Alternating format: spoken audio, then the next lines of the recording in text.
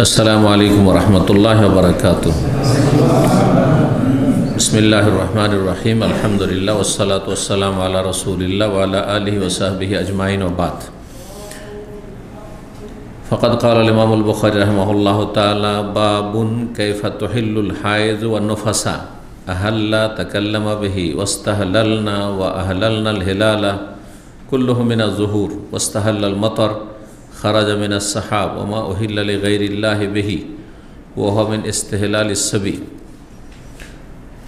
क़ाल हद्दसना अब्दुल्लाह इब्न मस्लमह क़ाल हद्दसना मालिक अन इब्न शिहाब अन उर्वा इब्न ज़ुबैर अन आयशा रज़ियल्लाहु अन्हा ज़ौजुन नबी सल्लल्लाहु अलैहि वसल्लम क़ालत खरजना मअन नबी फ़ी हज्जतिल वदा फ़अहललना बिउम्रतिन सुम्मा क़ाल नबी सल्लल्लाहु अलैहि वसल्लम मन कान मअहु हदियुन फ़लयुहिल्ल बिल हज्ज मअल उम्रा सुम्मा ला यहिल्लु हत्ता यहिल्ल मिनहुमा जमीअन फ़क़दिमतु मक्का व अना हाइज़ वलम अतुफ़ बिल बैत वला बैन अस्सफ़ा वल मरवा फ़शकौतु ज़ालिका इला नबी सल्लल्लाहु अलैहि वसल्लम फ़क़ाल उनक़ुज़ी रअसकी वम्तशिती व अहिल्ली बिल हज्ज व दाइल उम्रत फ़फ़अलतु फ़लम्मा क़ज़यना अल हज्ज अरसलनि नबी सल्लल्लाहु अलैहि वसल्लम अब्दुर्रहमान इब्न अबी बक्र इला तनईम फ़अतमरतु फ़क़ाल हाज़िही मकानु उम्रतकी हाज़िही मकानु उम्रतिकी क़ालत फ़ताफ़ल्लज़ीना कानू अहल्लू बिल उम्रति बिल बैति व बैन अस्सफ़ा वल मरवा सुम्मा हल्लू सुम्मा ताफ़ू तवाफ़न आख़र बाद अन रजअू मिन मिना व अम्मल्लज़ीना जमअू बैनल हज्ज वल उम्रत फ़इन्नमा ताफ़ू तवाफ़न वाहिदन।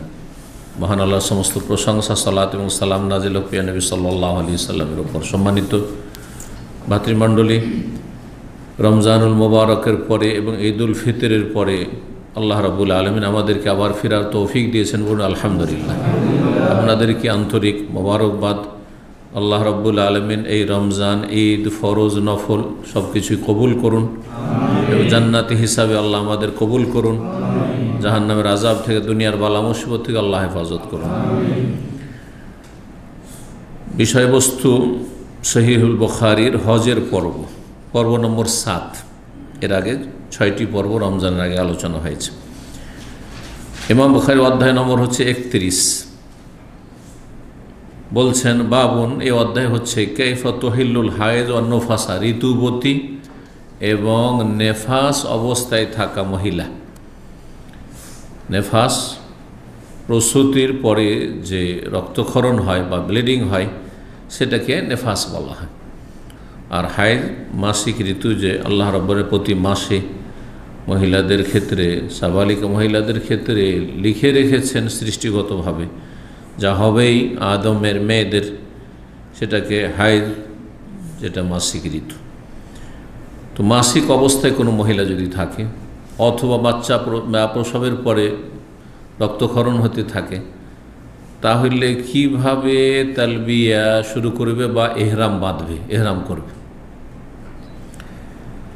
তহিল্ল যেহেতু অধ্যায় এসছে, আর আহাল্লা শব্দ থেকে তহিল্ল, কিভাবে তালবিয়া পাঠ করবে বা তালবিয়া উচ্চারণ করবে। তালবিয়া উচ্চারণ করা মানে এহরাম বাঁধা, এহরাম করা। নিয়ত করে হজে বা উমরায় প্রবেশ করলো এবং তার সাথে তালবিয়া পাঠ শুরু করলো, লব্বাইক আল্লাহুম্মা লব্বাইক লব্বাইক লা শারীকা লব্বাইক। এটা হচ্ছে এহলাল বা আহাল্লা থেকে। আহাল্লা মানে কি হয় আরবি ভাষায়, যেহেতু কোরআনে এই শব্দটি এসছে, ওমা উহিল্লা লিগাইরিল্লাহি বিহি ওমা উহিল্লা বিহি লিগাইরিল্লাহ, কয়েকবার করে এসছে। আল্লাহ ছাড়া অন্যের জন্য যেসব পশুকে উৎসর্গ করা হয়, আল্লাহ ছাড়া অন্যের নাম নেওয়া হয়, দেবদেবীর নামে ছাড়া হয়েছে, পীরের নামে ছাড়া হয়েছে, ষাঁড়, খাসি, মোরগ, অথবা উচ্চারণ করা হয়েছে অন্যের নাম, অন্যের নামে জবাই করা হয়েছে জবাইয়ের সময়, এগুলি সম্পর্কে আল্লাহ বলেছেন যে এগুলি হারাম, শিরকি খাবার। বিসমিল্লাহ না বলে যদি কোনো দেবদেবীর বা কোনো পীরের নাম নিয়ে জবাই করে তাহলে সেই পশু হারাম, সেই পশু শুকুর কুকুরের মতো হারাম। তো এই মর্মে আহাল্লা শব্দটি কোরআনে কয়েক জায়গায় এসছে। তো ইমাম বুখারী রাহমাতুল্লাহ আলাইহি তার একটি ভালো অভ্যাস যে কোন একটা শব্দ যদি হাদিসে অধ্যায়ে আসে আর সেটা কোরআনে আছে তাহলে ওর তফসির করতে লাগেন। তাই বলছেন আহাল্লা, আহাল্লার শাব্দিক অর্থ কী? আহাল্লা মানে এখানে যে তহিল্ল, আহাল্লা থেকে মানে এহরাম করা, এহরামের বাক্য উচ্চারণ করা। তো শাব্দিক অর্থ এখানে কি বলছে? আহাল্লা মানে তাকাল্লাম, এই কোনো কথা বলা। আহাল্লা মানে কথা বলা। প্রথম চাঁদকে নতুন চাঁদকে আরবি ভাষায় কি বলা হয়? হেলাল। কেন হেলাল বলা হয়? কেন চাঁদ দেখলেই মানুষ হইচই করে উঠে। হ্যাঁ, মানুষের মুখ চুপ থাকবে না। চাঁদ এলে দেখো এই যে চাঁদ উঠে, চাঁদ উঠেছে, এদের চাঁদ উঠেছে, হ্যাঁ তাই না? এই যে চাঁদ, একে অপরকে দেখাবে। তো এই জন্য হেলাল বলা হয়। পুরাতন চাঁদকে হেলাল বলা হয় না। প্রথম 1, 2 দিন 3 দিন পর্যন্ত হেলাল, তারপরে কমর। 15 তারিখ 14 তারিখের হইলে তখন বদর, পূর্ণিমার চাঁদ। তো আহাল্লা মানে তাকাল্লা বাহি কোনো বিষয় উচ্চারণ করা, আমার কথা বলা। ওয়াস্তাহলালনা ওয়া আহলাল হেলাল, আরবরা বলে যে আমরা চাঁদ দেখেছি। আহলালনাল হেলাল, এগুলির সবগুলি অর্থ কুল্লুহু মিনাজ যুহুর, সেগুলি প্রকাশ পাওয়া। মানুষ কথা বলে মানে ভিতরে যা আছে প্রকাশ করে। আর চাঁদ একেবারে চিকন হয়ে আছে, দেখা যায় না সাধারণত, তারপরে সেটা মানুষ দেখতে পাচ্ছে, এক অপরকে দেখাচ্ছে, সেটাও প্রকাশ পাচ্ছে মানুষের সামনে। এই প্রকাশের অর্থ। ওয়াস্তাহাল্লাল মাতার, এইরকম বৃষ্টি বর্ষণ যখন শুরু হয় মেঘমালা থেকে, তখন আরবরা বলে ওয়াস্তাহাল্লাল মাতার, বৃষ্টি শুরু হয়েছে। খারাজা মিনাস সাহাব, অর্থাৎ মেঘমালা থেকে বৃষ্টি বর্ষণ শুরু হয়েছে, মেঘ থেকে এখন বৃষ্টি ঝরছে। কোরআনে কারিমে সূরা মায়েদায় আরও কয়েক জাতীয়, সূরা বাকারাতও রয়েছে, সূরা নাহলেও রয়েছে। ওমা ওহিল্লা লিগাইরিল্লাহি বিহি, আল্লাহ ছাড়া অন্যের নাম যদি কোনো পশুর উচ্চারণ করা হয়। বড় পীরের নামে জবে করছি, বড় পীরের জন্য এটা ছেড়েছি, হ্যাঁ এটা রামকৃষ্ণ নামে ছাড়া আছে, এটা অমুক দেবদেবীর নামে ছাড়া আছে, জিনের নামে ছাড়া আছে, সব হারাম পশু। ওমা ওহিল্লা লিগাইরিল্লাহি বিহি, আল্লাহ ছাড়া অন্যের নাম যদি উচ্চারণ করা হয়, উল্লেখ করা হয়, সূরা মায়েদার আয়াত। ওহু মিন ইস্তিহলাল হিসাব, এইরকমই বাচ্চা যখন মায়ের পেট থেকে ভূমিষ্ঠ হয়, তারপরে বাচ্চা কি করে? কুহা কুহা করে কান্না শুরু করে না? এটাকে ইস্তেহলাল বলা হয়। এ যা উস্তুহুল্লাল মৌলুদ ওর রেসা হাদিস রয়েছে। বাচ্চা মায়ের পেট থেকে ভূমিষ্ঠ হয়ে যদি কান্না করে উঠে, কারণ ওটা হচ্ছে লক্ষণ যে ওর প্রাণ আছে, মাতৃগর্ভে মরেনি, হ্যাঁ জীবিত জন্ম নিয়েছে, ভূমিষ্ঠ হয়েছে। এই যে উস্তুহুল মৌলুদ, শিশু বাচ্চা যদি কান্না করে উঠে মায়ের পেট থেকে দুনিয়াতে এসে, তাহলে সে ওয়ারিস, সে ভাগ পেয়ে যাবে। ও বাঁচলো না, কিন্তু ও ভাগ, নিজের ভাগ পেয়ে গেল। ধরেন মায়ের পেটে বাচ্চা ছিল আর ওর বাবা মারা গেছে, আর এই বাচ্চা মায়ের পেটে তো পাবে না ভাগ। ভূমিষ্ঠ হইল আর একবার নড়ে উঠলো বা কান্না করে উঠলো, ব্যাস তখন বাচ্চাটা মারা গেল, ও ভাগ পাবে। কারণ তার আগে তার বাবা মারা গেছে, বা যার ভাগ পাচ্ছে, মা মারা গেছে বা কেউ মারা গেছে, তার ভাগ পাবে সে, এক কথায়। তারপরে ভাগ পেয়ে ও তো দুনিয়া বাঁচছে না, তো ভোগ করবে কে? ওর সম্পদটা আবার অন্যরা ভাগ করবে, তার নিকট আত্মীয়রা, কে কে পাবে তখন দেখতে হবে। এই হচ্ছে এই মর্মে হাদিসটি। জি, তো ইস্তেহলাল মানে বাচ্চার কান্না করে উঠা, জি, বাচ্চার আওয়াজ মাতৃগর্ভতে ভূমিষ্ঠ হয়ে। 1556 নম্বর হাদিস, আয়েশা রাদিয়াল্লাহু তাআলা উম্মুল মুমিনিন যাওজিন নবী সাল্লাল্লাহু আলাইহি ওয়াসাল্লামের সহধর্মিণী বলছেন, কালাত খারাজনা মান নবী ফি হাজ্জাতিল ওয়াদা, বিদায় হজে আমরা নবী সাল্লাল্লাহু আলাইহি ওয়াসাল্লাম বেরোইলাম। ফা আহলালনা বি উমরাহ, উমরার আমরা এই যে আহলালনা ইহলাল, উমরার বাক্য উচ্চারণ করলাম, মানে লাব্বাইক উমরা, আল্লাহ উমরার জন্য হাজির হয়েছি। প্রথম তাহলে উমরার কথা, যাদের কাছে কোরবানির পশু ছিল না তারা উমরা করেছেন। যদিও বিস্তারিত বলতে গেলে প্রথমখানে সবাই হজের নিয়তে, লা নুরা ইল্লাল হজ, সামনে হাদিস আসছে, সবাই হজের নিয়তে। কারণ হজ মৌসুমে উমরা করা এটা জাহিলি যুগে বড় পাপের কাজ মনে করা হইত। কিন্তু মক্কার কাছাকাছি গেলেন যখন নবী সাল্লাল্লাহু আলাইহি ওয়াসাল্লাম, সাহাবায়ে কেরাম, তখন ওহী আসলো যে ওই জাহিলি যুগের প্রথা বাদ দাও, বাতিল সেটা।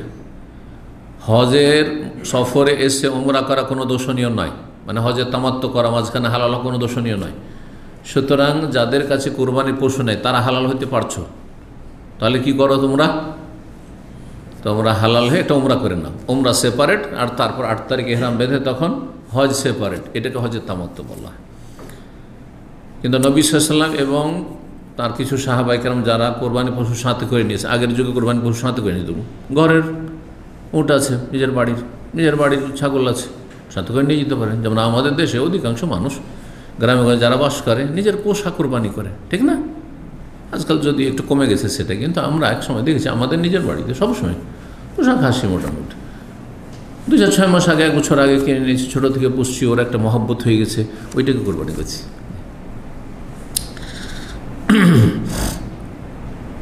বিদায় হজে আমরা বেরোলাম, আহলাল নবী উমরার এহরাম করলাম, কিন্তু এটা মক্কায় এসে যখন নতুন নির্দেশ আসলো। সুম্মা কালান নবী বললেন, মান কানা মাহু হাদিয়ুন, যার কাছে কোরবানি পশু রয়েছে, ফালিয়ুহিল্লা বিল হজ্জ মাল উমরা, সে যেন উমরার সাথে হজের তালবিয়া একসাথে পাঠ করে, কারণ মাঝখানে হালাল হইতে পারবে না। মানে এর কোরবানি কখন জবাই হবে? জবাই হবে 10 তারিখে। তাহলে তার আগে ও গিয়ে 4 তারিখ 5 তারিখে গিয়ে উমরা করে হালাল হবে, এটা চলবে না, তোমার সাথে পশু আছে। সে যেন হজ্জে কেরান করে না, তাহলে একসাথে দুটো নিয়ত করে না, মানে হজ্জে কেরান। ওইটাই বলছেন ফালিয়ুহিল্লা বিল হজ্জ মাল উমরা, উমরার সাথে হজের নিয়ত করে না একসাথে। হজের উমরা সব পেল, কিন্তু একসাথে দুটো নিয়ত করে নিতে হলে, আলাদা আলাদা হইল না। উত্তম হচ্ছে আলাদা আলাদা করা, এটা মানুষের যেন সহজ। কয়েক ঘন্টা এহরামে থাকলেন, তারপর উমরা হয়ে গেল, তারপরে হালাল হয়ে থাকলেন, স্বাভাবিক কাপড় থাকলেন, তারপরে এহরামে নিষিদ্ধ কাজ থেকে বেঁচে থাকলেন, নিষিদ্ধ কোনো বাধা নিষেধ নেই। 8 তারিখ আবার এহরাম করলেন, 8 তারিখ 9 তারিখ 10 তারিখ সকালে এসে এহরাম খুলে দিলেন, কয়েকটা কাজ করে, কত সহজ। কিন্তু 10-20 দিন আগে থেকে যারা হচ্ছে কেরান, ইন্ডিয়া বাংলাদেশ থেকে গোড়া হয় না ফিরে, কিন্তু এটাই করে, কারণ ওদের কাছে কেরান বেশি উত্তম। 1 নম্বর কেরান, 2 নম্বরে তামাত্তু, 3 নম্বরে হচ্ছে তাদের কাছে ইফরাত। এমন সাথে ইখতিলাফ রয়েছে, সামনে যখন আলোচনা আসবে তখন বিস্তারিত বলবো। আর অধিকাংশ মুহাদ্দিসিন কেরাম এবং ইমাম আহমদ বিন হাম্বল আরও সমস্ত আহলে হাদিস সমস্ত, তাদের কাছে নবী সাল্লাল্লাহু আলাইহি সাল্লাম যেটার আকাঙ্ক্ষা করেছেন এবং সমস্ত সাহাবায়ে কেরামকে করিয়েছেন, সেটা হচ্ছে হজের তামাত্তু। 1 নম্বরে তামাত্তু, 2 নম্বরে কেরান, 3 নম্বরে হজ। শাফি মযহাবে এর বিপরীত, 1 নম্বরে হজ, 1 নম্বরে কি হজে ইফরাদ, শুধু হজ করে আসেন হজের মৌসুমে, কেন ওরা করবেন? তাহলে এটাও ভুল। জি, তো নবী সাল্লাল্লাহু আলাইহি ওয়াসাল্লাম কি করলেন, যার কাছে হাদি আছে সে হজের সাথে উমরা করুক একসাথে মিলিয়ে। সুম্মা লা ইয়াহিল্লু, হালাল হবে না, হাত্তা ইয়াহিল্লা মিন হজ, যতক্ষণ পর দুটো থেকে হালাল না হবে 10 তারিখ। 10 তারিখ পাথর মারবে, তারপরে কোরবানি করবে, মাথা মুন্ডন করবে, বাস হালাল হয়ে যাবে, প্রাথমিক হালাল। জি, ফাকাদেম তো মক্কাতা, বলছেন মা আয়েশা যে মক্কা আসলাম, ও আনা হায়েজ, আমি ঋতুবতী, তখন মক্কা এসে মাসিক চলে এসছে তফ শুরু করার আগে। ওয়ালাম আতুবিল বাইত ওয়ালা বাইনা সাফা ওয়াল মারওয়া, আমি তখন পর্যন্ত বাইতুল্লাহ তফও করিনি, সাফা মারওয়া সাইও করিনি, মানে উমরার কাজই কমপ্লিট হয়নি। সাফা মারওয়া সাই বাহির কেউ এসে যদি করেন নাপাক অবস্থায় যায়, কারণ সেটা মসজিদে হারাম নয়। কিন্তু আজকাল মসজিদ হারামের সাথে লেগে গেছে, নামাজ হচ্ছে সেটা আলাদা, বাইরেও তো নামাজ হচ্ছে, আর সেটা মসজিদের মতো মনে হচ্ছে, মসজিদের ওয়াল আছে সেখানে, তাই না? কিন্তু বাহির থেকে এসে সাফা মারওয়া সাই যদি কেউ করে নেয় তো জায়েজ নাপাক অবস্থায়। কিন্তু শুধু সাফা মারওয়া আলাদা করে করা যায় যতক্ষণ তওয়াফ না করেছেন। হ্যাঁ, পাক অবস্থায় তওয়াফ করা শেষ হয়েছে আর মাসিক চলে এসছে, মাসলা জানে না, যেমনই তওয়াফ 7 চক্কর শেষ হয়েছে তখনই কি হয়েছে, মাসিক চলে এসছে, তাহলে তাড়াতাড়ি করে মসজিদ হারাম থেকে বেরিয়ে যাক আর সাফা মারওয়া সাই করে নি, নাপাক অবস্থায় কোনো দোষ নেই। সাফা মারওয়া সাইয়ের জন্য উযুরও শর্ত নেই, আর বড় নাপাকে থেকে মুক্ত হওয়ারও শর্ত নেই। আর এটা মসজিদে হারামও নয়, মসজিদের অংশও নয় যে মসজিদে ঢোকা নিষেধ। জি, বুঝতে পারছেন মশলা? জি, কিন্তু বাইতুল্লাহর তওয়াফ চলবেন, বাইতুল্লাহর তওয়াফ হচ্ছে সালাতের মতো, সুতরাং বাইতুল্লাহ হচ্ছে মসজিদ, সুতরাং সেখানে নাপাক অবস্থায় ঢোকা বা অবস্থান করা জায়েজ না। তো বলছেন আমি এগুলি করতে পারিনি, ফাশাকাউ তো যালিকা নবী সাল্লাল্লাহু আলাইহি ওয়াসাল্লামের কাছে অভিযোগ করলাম, বরং কাঁদছিলেন তিনি। অন্য হাদিসে রয়েছে, কীভাবে তুমি কাঁদছো কেন? আসবে অন্য হাদিসগুলো। ফাকাল নবী সাল্লাল্লাহু আলাইহি ওয়াসাল্লাম তখন সমাধান, অনকদির রাসাকে, মাথার বেনিগুলো শক্ত করে বেঁধে নিয়েছিলেন। বলছে তোমার মাথার বেনিগুলো খুলে ফেল, কারণ তোমাকে এখন হজ্জে কেরান করতে হবে, এহরাম অবস্থায় থাকতে হবে, এতদিন বেনি এরকম না খুলে ফেল।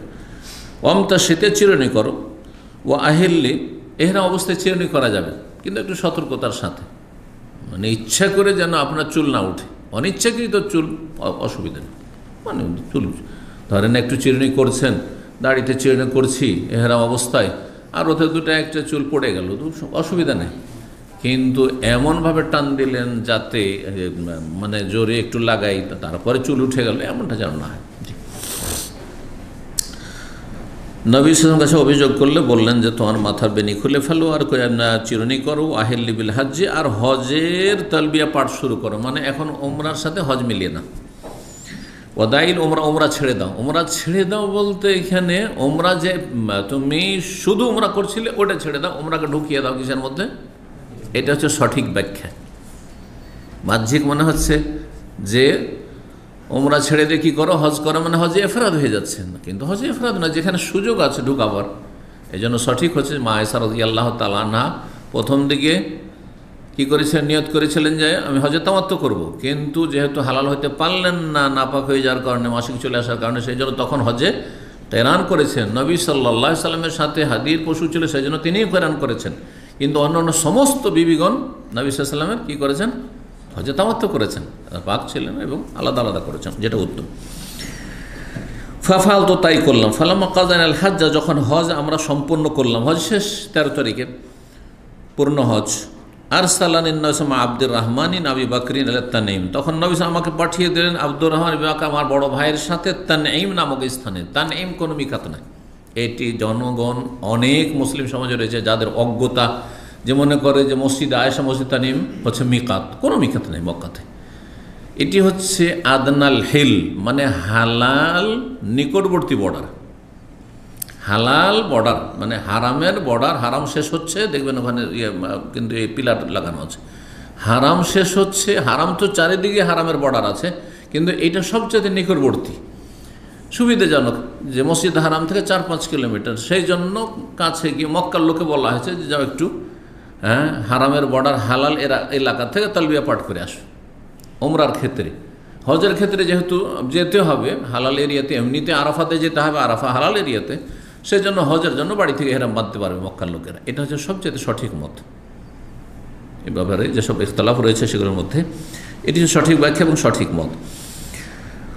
হজ শেষ করার পরে নবী সাল্লাল্লাহু আলাইহি ওয়াসাল্লাম পাঠিয়ে দিলেন আব্দুর রহমান আবু বকর বড় ভাইয়ের সাথে তানঈমে। ফাতামার তো আমি উমরা করলাম, এখন সেপারেট উমরা, মনের শান্তির জন্য। এই নয় যে তার উমরাই হয়নি, এটা নয়, উমরার নেকি পেয়ে গেছে না, হজে তামাত্তুর হজে কেরানের সাথে উমরা একসাথে হয়ে গেছে, হজে কেরানের সাথে, কিন্তু তারপরও তার আক্ষেপ, মনোকষ্ট, তারপর সতীনেরা অ্যাডভান্স, একটু কষ্ট, আরও কষ্ট বেড়ে যায় তখন, স্বাভাবিক, যে ওরা উত্তম হজ করে যাচ্ছে, হজের তামাত্তু আলাদা করে উমরা করলো, আলাদা করে হজ করলো, আর আমি করতে পারলাম না, হতভাগা আমি।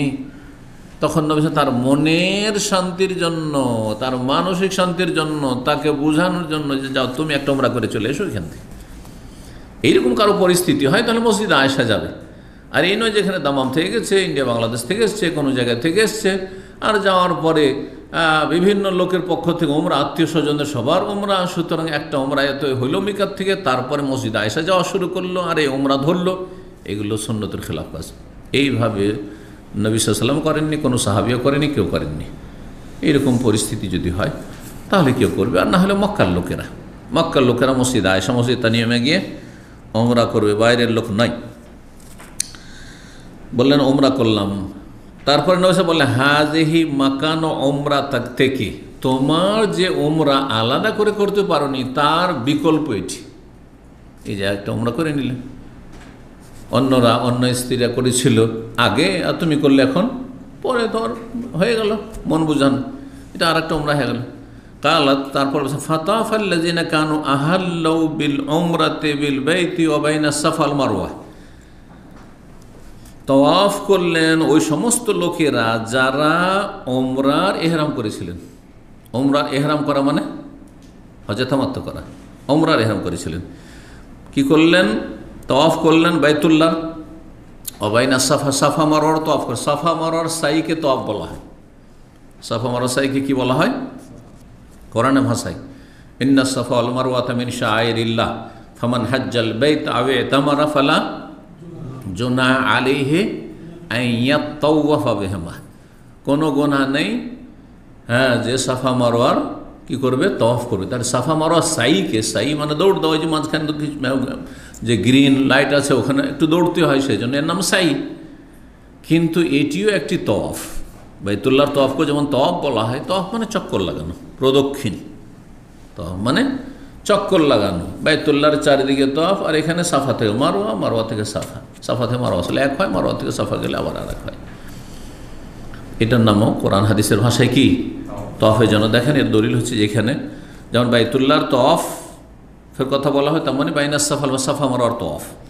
সুম্মা হাল্লু, তারপরে হালাল হয়ে গেলেন, পুরো হালাল মানে এহরামের কাপড় খুলে দিলেন, তারপরে বাধা নিষেধ যেগুলি ছিল সেগুলি সব চলে গেল, মানে আলাদা ওমরা হয়ে গেল। সুম্মা তাফু তাওয়াফান আখার, যেহেতু এরা কি করলো, হজে তামাত্তু আর উমরা আলাদা হলে একবার উমরার সাথে হজের কোনো যোগাযোগ নাই, কিন্তু 4 তারিখে গিয়ে উমরা করে ফেললেন, 5, 6, 7 3 দিন থাকলেন মক্কাতে, আর তারপরে 8 তারিখে আবার এহরাম করলেন, ঠিক কিনা? এটা হচ্ছে নবী সাল্লাল্লাহু আলাইহি ওয়াসাল্লামের বছরের ঘটনা।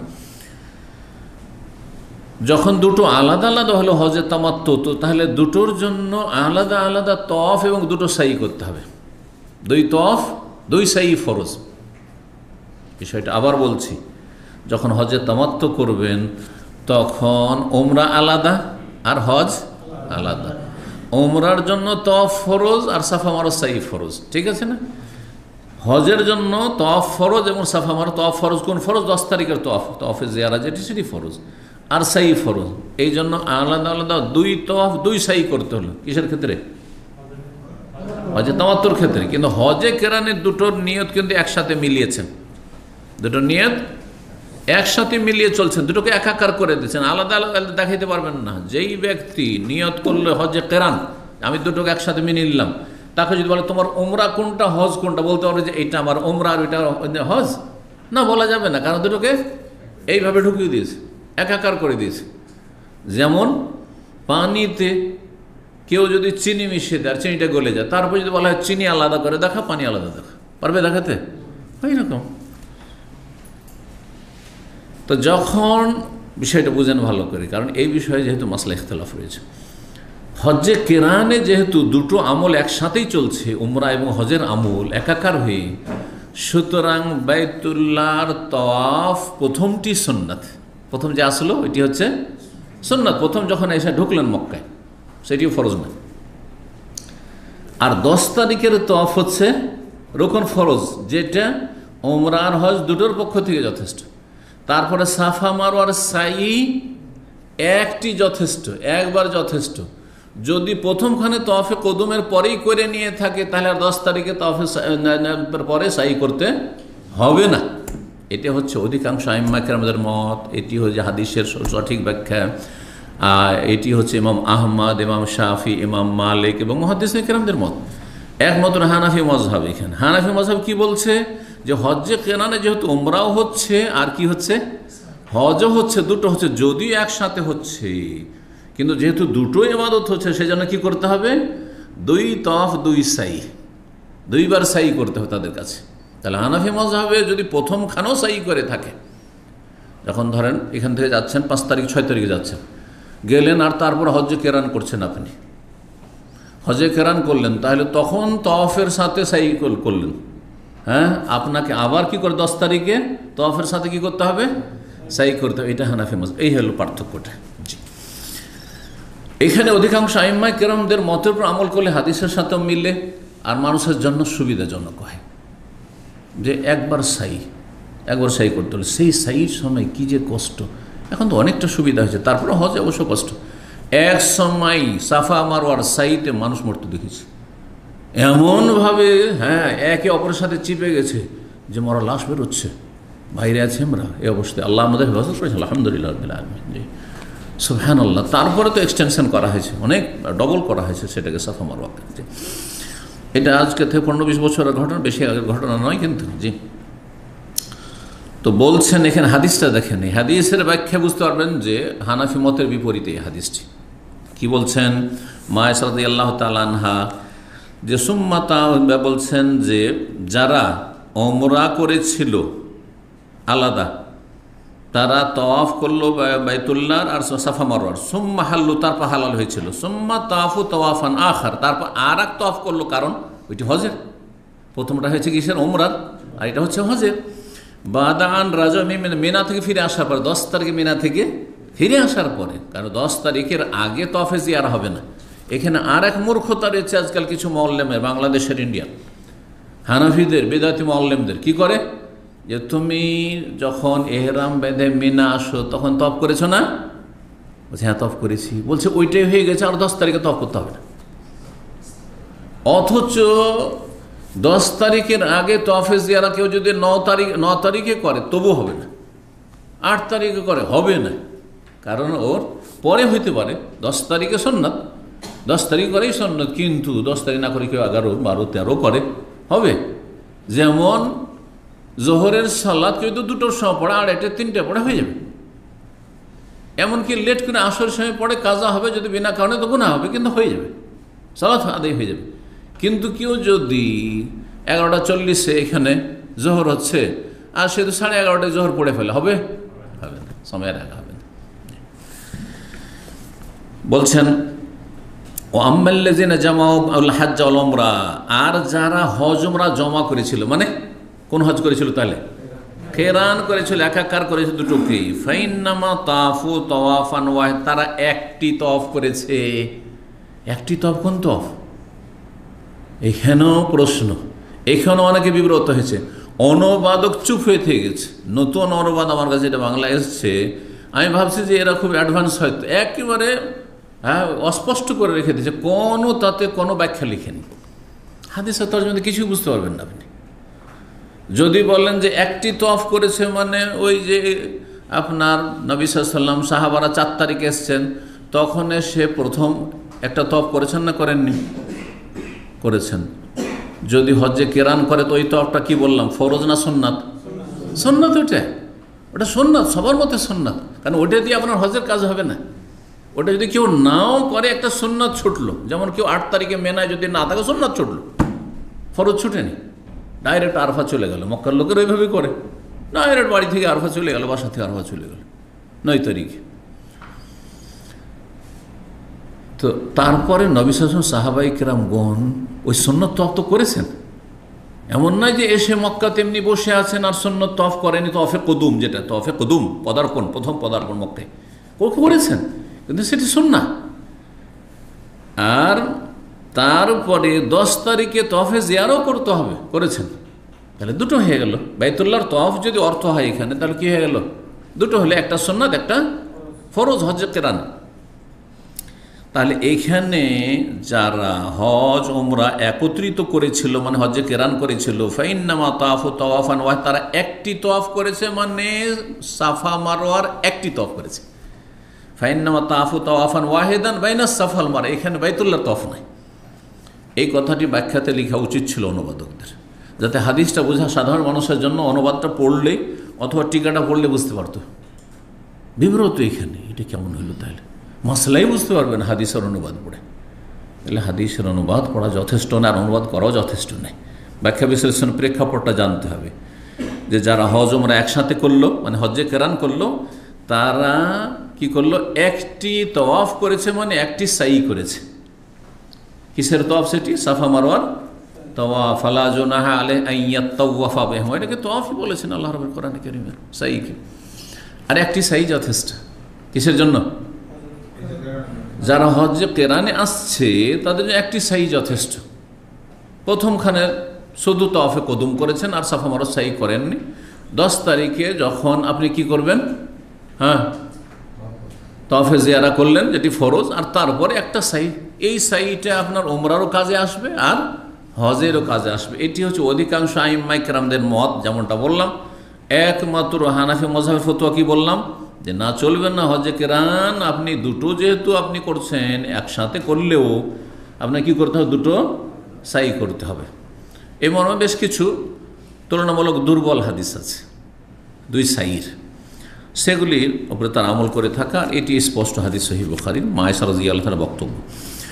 32 নম্বর অধ্যায় বলছেন, বাবু মান আহাল্লা ফি জামানিন নবী সাল্লাল্লাহু আলাইহি ওয়াসাল্লাম কা ইহলালিন নবী সাল্লাল্লাহু আলাইহি ওয়াসাল্লাম। এই অধ্যায় হচ্ছে কোনো ব্যক্তি যদি নবী সাল্লাল্লাহু আলাইহি ওয়াসাল্লামের জীবদ্দশায় আমলে নবী সাল্লাল্লাহু আলাইহি ওয়াসাল্লামের মতো করে ইহরাম বাঁধে, অন্য জায়গা থেকে আসছে, মদিনা থেকে নয়, ইয়ামান থেকে আসছে, অন্য কোনো শহর থেকে আসছে, আর জানে না যে নবী সাল্লাল্লাহু আলাইহি ওয়াসাল্লাম কোন হজ করছেন, কিন্তু মনের আশা আকাঙ্ক্ষা যে আমি কোন হজ করব, যে হজ নবী সাল্লাল্লাহু আলাইহি ওয়াসাল্লাম করবেন, তাহলে যদি বলে ফেলে আল্লাহ আমি সেই হজের নিয়ত করছি, হ্যাঁ, যেই হজের নিয়ত করেছেন নবী সাল্লাল্লাহু আলাইহি ওয়াসাল্লাম, একই সফরে নবী সাল্লাল্লাহু আলাইহি ওয়াসাল্লাম বেরিয়েছেন মদিনা থেকে, অন্য জায়গা থেকে ইয়ামান থেকে বেরিয়েছেন, ঘটনা ছিল ইয়ামানের। আবু মুসা আশআরী, আলী রাদিয়াল্লাহু আনহু, আলী নিয়ত করেছেন আহলাল তো কাহিলালিন নবী সাল্লাল্লাহু আলাইহি ওয়াসাল্লাম, আমার যেন হজ হয় নবী সাল্লাল্লাহু আলাইহি ওয়াসাল্লামের হজের মতো, ওই নিয়ত করলাম। আমি জানি না কোনো যোগাযোগ নেই, যোগাযোগ ব্যবস্থা ছিল না। এখন কারো যদি মাসলা না জানা থাকে, ধরেন এখনকার মাসলা নেন, একটা কারো জানা নেই এই তথ্য যে নবী সাল্লাল্লাহু আলাইহি ওয়াসাল্লাম কোন হজ করেছেন, 3 হজের, যদি জানা থাকে তাহলে তো ভালো। জানা আছে আপনাদের কোন হজ করেছেন? তামাত্তু না কেরান না ইফরাদ? কেরান করেছেন, জানার নেই, কিন্তু আপনার মনের এটা আকাঙ্ক্ষা যে আমি নবী সাল্লাল্লাহু আলাইহি ওয়াসাল্লামের যেটা আমলি হজ সেটা করব, আমি যেটার আকাঙ্ক্ষা করেছেন, যেটা সাহাবায়ে কেরাম করেছেন সেটা বললেন না আপনি, বলবেন যে নবী সাল্লাল্লাহু আলাইহি ওয়াসাল্লাম যে হজটা করেছেন সেটা করব, কিন্তু আমার জানা নেই। তাহলে করা যাবে কি না? শর্ত সাপেক্ষ। আপনি যখন মিকাতে গিয়ে তায়েফে গিয়ে বা যেখানেই যাচ্ছেন, আপনি এহরাম করছেন, আল্লাহ আল্লাহুম্মা লাব্বাইক, হ্যাঁ লাব্বাইক, হ্যাঁ কা ইহলালিন নবী সাল্লাল্লাহু আলাইহি ওয়াসাল্লাম, আমি লাব্বাইক বলছি নবী সাল্লাল্লাহু আলাইহি ওয়াসাল্লাম যেই লাব্বাইক বলেছেন, মানে নবী সাল্লাল্লাহু আলাইহি ওয়াসাল্লাম 1400 বছর আগে যে হজ করেছেন ওই হজের আমি তালবিয়া পাঠ করছি।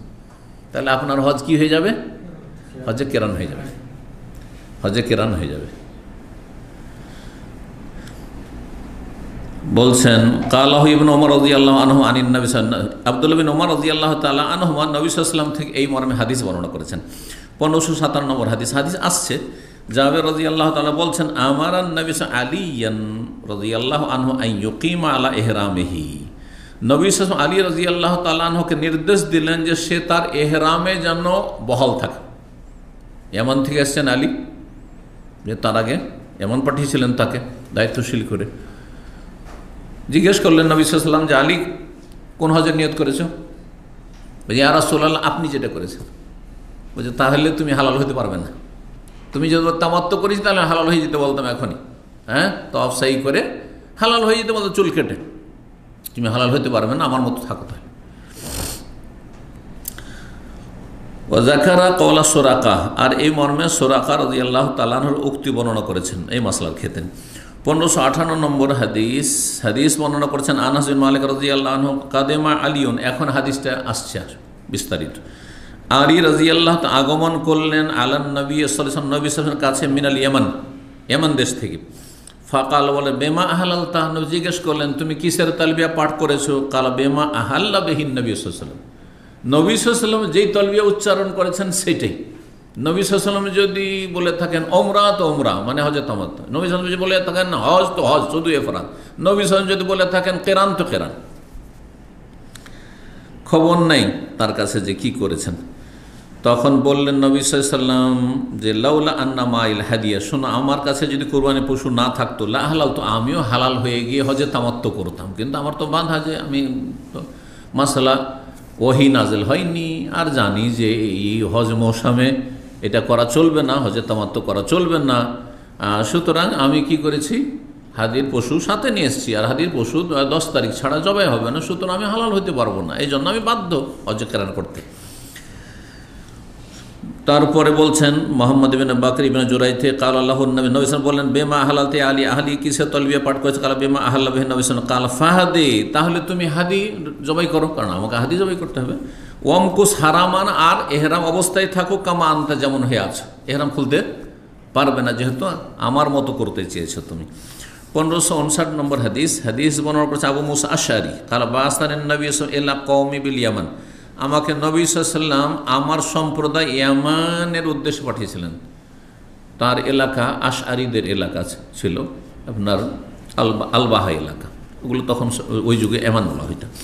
ফাজিয়েতো, আমি আসলাম সেখান থেকে, বিল বাথা, তখন নবী সাল্লাল্লাহু আলাইহি ওয়াসাল্লাম বাথা নামক স্থানে ছিল। বাথা কোনটি? বাথা হচ্ছে আজকাল মোয়াল্লা থেকে এদিকে সামনে এগিয়ে আসার পরে যে রাস্তা চলে গেল বা যে এলাকা, ওখান থেকে শুরু করে আপনার মেনার জামরাতের কাছাকাছি পর্যন্ত এলাকার কিছু এলাকার নাম জমাইজা, সাইনবোর্ডে জমাইজা লেখা, কিছু এলাকা মা আবেদা, এইসব এলাকাগুলিকে বাথা বলা হয়েছে, মুহাসাব বলা হয়েছে, আবতাহ বলা হয়েছে, কয়েকটা নাম একই অঞ্চলের। এই এলাকায় নবী সাল্লাল্লাহু আলাইহি ওয়াসাল্লাম অবস্থান করেছেন। তো বলছেন যে নবী সাল্লাল্লাহু আলাইহি ওয়াসাল্লামের কাছে আসলাম, বাথায় ছিলেন। খালা বেমা আহলাল, তো তুমি কিসের তালবিয়া পাঠ করেছো? কুলতু আহলাল তো কা ইহলালিন নবী সাল্লাল্লাহু আলাইহি ওয়াসাল্লাম, আমি নবী সাল্লাল্লাহু আলাইহি ওয়াসাল্লামের মতো আমি তালবিয়া পাঠ করেছি। মানে তিনিও আমার হজ যেন কার মতো হয়? নবী সাল্লাল্লাহু আলাইহি ওয়াসাল্লামের মতো হয়।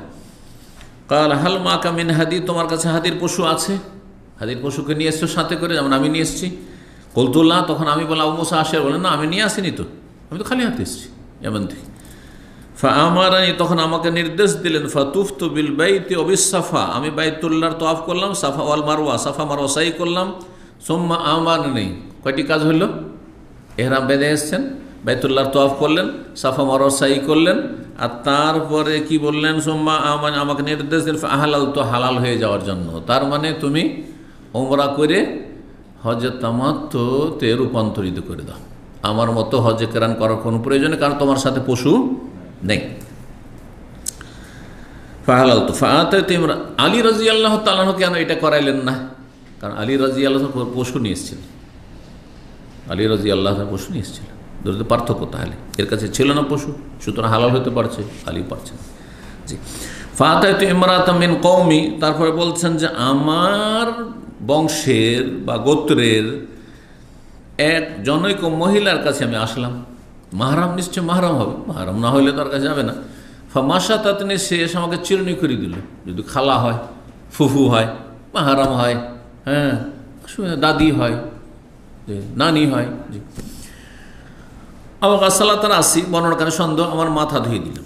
ফাকাদেমা উমর রাদিয়াল্লাহু আনহু ফাকাল, উমর রাদিয়াল্লাহু তাআলা আনহু তার আমলে আসলেন। আর ইন্না আখযা বিকিতাব, উমর রাদিয়াল্লাহু তাআলা আনহুর মত ভিন্ন ছিল। ওমর, ওসমান, এই দুইজন, এদের মত ছিল যে হজে তামাত্তু করা চলবে না, নিষেধ করতেন। নিষেধ মানে হারাম বলে নিষেধ করতেন না, নিষিদ্ধ এটা বলতেন না। নবী সাল্লাল্লাহু আলাইহি সাল্লামের আমলে হয়েছে, তো তারা সেটাকে বলবেন যে নিষিদ্ধ বা হারাম নাজায়েজ এমন কথা বলেননি। কিন্তু তাদের কথা হলো যে এইভাবে এক সফরে আসলে আর আরামসে এসে কী করলে? দুটো কাজ করে চলে গেলে তুমি, উমরাও করে নিলে, হজও করে নিলে, অল্পতে অল্প মেহনতে তুমি দুটোই কাজ করবে কেন? উমরার জন্য আর এক সফর করে এসো, এক যুক্তি। আর একটি যুক্তি হচ্ছে যে হজে এসছে তো হজের মতো থাকো, হজে এসছে তখন হজের মতো থাকো একবারে, হ্যাঁ। কিন্তু হজে তামাত্তুতে হয় কি, কয়েক ঘন্টা উমরাটা সেরে নেওয়ার পরে স্ত্রী থাকলে হোটেলে গিয়ে বিনোদন, স্ত্রীর সহবাস সম্ভব, সব চলছে, ঠিক কিনা? আর তারপরে 8 তারিখ পর্যন্ত চলছে। আর 8 তারিখে যখন এহরাম করলেন তখন আবার এহরামে গেলেন। এই মাঝখানে উমরা করলে, এসেছে হজে আর উমরা করলে, আর তারপরে হজ করবে আর মাঝখানে স্ত্রী সম্ভোগ করবে, না না, এসব করতে হবে না। এসব এই জন্য নিষেধ করতেন তারা। আলী রাদিয়াল্লাহু তাআলা তাদের বিরোধী ছিলেন। আলী রাদিয়াল্লাহু তাআলা বলতেন যে নবী সাল্লাল্লাহু আলাইহি ওয়াসাল্লাম করেছেন, আপনারা কেন নিষেধ করবেন? এই জন্য ওসমান রাদিয়াল্লাহু তাআলার আমলে তিনি উচ্চস্বরে তালবিয়া পাঠ করলেন, উচ্চস্বরে সবাইকে শোনাচ্ছেন যে আমি লাব্বাইক উমরা, আমি উমরার জন্য লাব্বাইক বলছি, তার মানে আমি হজে তামাত্তু করছি। কেন নিষেধ করবে কেউ, যেখানে রাসূলুল্লাহ সাল্লাল্লাহু আলাইহি ওয়াসাল্লাম করেছেন? তো ফিকহি মাসলা মাসাইলে সাহাবায়ে কেরামের ইখতিলাফ ছিল দৃষ্টিভঙ্গির কারণে। দৃষ্টিভঙ্গি আলাদা ওনাদের, যে তোমরা এসছো ইবাদত বন্দেগীতে, তাহলে স্ত্রী নেই কেন মেতে থাকবে, বাদ দাও সব, হ্যাঁ একটু কষ্ট করো। জি, যেমন আমরা বলছি যে নবী সাল্লাল্লাহু আলাইহি ওয়াসাল্লাম সুন্নত হচ্ছে 1 সফরে একটা উমরা করা। আরে 100টা রিয়াল দামাম থেকে লাগে, 100টা রিয়াল খরচ করে একটা উমরা করেনি, 100 রিয়ালে 5টা উমরা। সকাল 9টায় পৌঁছে আর এশা পড়ে আসছে। আজকে থেকে 10 বছর 12 বছর আগে বাসের কাছে দাঁড়িয়ে আছি, কয়েকজন বাংলাদেশি এসছে, নতুন লোকেরা, সেন্টারে আসে না ওরা। তো সকালে তো 8টা 9টায় পৌঁছেছে, তাই না? এখান থেকে যেতে 8টা 9টা বেজেই যায়। আর এসার পরে তো দৌড় দিতে হয় বাস ধরার জন্য, বাস ছুটে যাবে, মদিনে যাবে ওই দিনে কয়েক ঘন্টার মধ্যে। তো আমি একটু জিজ্ঞাসা করছি, একটা আইডিয়া বুঝতে, কয়টা উমরা করলেন? বলছে হুজুর বেশি করতে পারেনি। চেনে না তো বেশি ওরা, আর সেন্টারও তো আসে না। হুজুর বেশি করতে পারেনি। তারপর কয়টা করলেন? বলছে বেশি না, 5টা করেছি। বুঝতে পারছেন? আমার সুবহানাল্লাহ, 5টা করলো কি করে রে? আমার জন্য 2টো করা মুশকিল হয়ে যাবে। কিন্তু আবেগে যখন মানুষ থাকে, আবেগ পাগল মরিয়া, ওকে নামাজ পড়বে না, বেনামাজি নামাজ পড়তে বলে নামাজ পড়বে না, ও জোহর আসর পড়তে বলে আচ্ছা যান আসছে এত ভারী। কিন্তু দিনে 5টা 7টা উমরা করার কারণ আবেগে আছো, মাতাল হয়ে আছো। এটা করা হচ্ছে ধর্মীয় মাতলামি। কথা বুঝতে পারছেন না? বিদাতি ধর্মকর্ম করছে, সেজন্য ধর্মীয় মাতলামি বলতে কোনো দোষের কথা নাই। যদি সুন্নত মোতাবেক আমল করতো তাহলে সেটা বলবো না এই নাস্তিকদের মতো, বেদিনদের মতো। কিন্তু যারা বিদাতি তরিকার ধর্মকর্ম করছে, এটা হচ্ছে ধর্মীয়, যেটাকে যে ভাষাটা বললাম আর কি, হ্যাঁ জি, ধর্মান্ধতা, পাগলামি এগুলো। জি, একজন মানুষ অনেক সময় প্রাণনাশ হচ্ছে। এক ইন্ডিয়ান বুড়া বুড়ি, 2জন স্বামী স্ত্রী, দিনে কয়েকটা করে ওমরা করে হজ মৌসুমে। আর হজের ডিউটিতে ছিলাম 2014-15 ঘটনা। আর তারপর ডায়রিয়া ধরে মরেই গেছো। কথা বুঝতে পেরেছেন তো? বেশি আবেগে বেদাতি এবাদতবন্দি করতে গিয়ে দুনিয়া দুটোরই ক্ষতি, নাকি তো হয় নাই। তো যাই হোক, বলছেন ওমর রাদিয়াল্লাহু তাআলা তার আমলে আসলেন, বলেন ইন্না আখুয বিকিতাবিল্লাহ, যদি আমরা আল্লাহর কিতাবের আমল করি কোরআনের ওপর, ফাইন্নাহু ইয়ামুরুনা বিত্তামাম, তাহলে আল্লাহ নির্দেশ দিচ্ছেন পূর্ণ করার।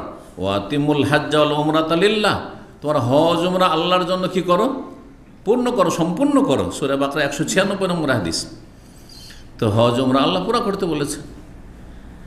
আর পূর্ণরূপে পুরা করা হচ্ছে যে আপনি একটা সফরে এসেন, উমরা করতেছেন, উমরার সফরে, হজের সফরে হজ করেন। জি, ওয়াইন্না খুযবি সুন্নাতিন নবী সাল্লাল্লাহু আলাইহি ওয়াসাল্লাম, আর নবী সাল্লাল্লাহু আলাইহি ওয়াসাল্লামের সুন্নত আদর্শ যদি আমরা নিই, ফাইন্নাহু লাম ইয়াহিল্লা, নবী সাল্লাল্লাহু আলাইহি ওয়াসাল্লাম হালাল হননি, মাঝখানে হালাল হননি।